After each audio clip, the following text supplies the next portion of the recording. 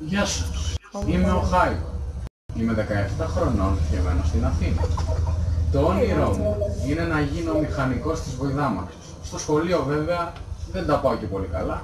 9,8 στην πρώτη ηλικίου, αλλά μπορώ να τα καταφέρω. Έμεινα μόνο σε 8 μαθήματα με το εξεταστέως και ξέχασα να σας πω ότι μου αρέσουν οι άντρες και κυρίως ο αθάνατος.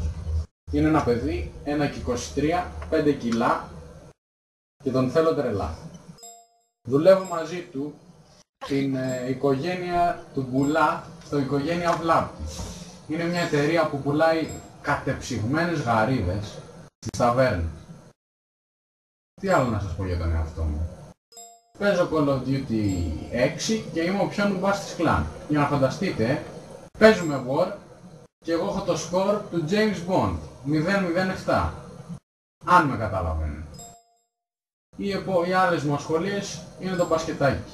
Δεν μπορώ να σουτάρω από τη βολή, κάνω συνέχεια airball και όταν δεν κάνω airball η μπάλα φεύγει πάνω από το καλάθι. Και τέλος, να πω ένα γεια και ένα QQ στο Baines, στο Χάρτον, στον Αθάνατο, στο Liquid και στον Dare. Хайват, Είστε νουμπιά.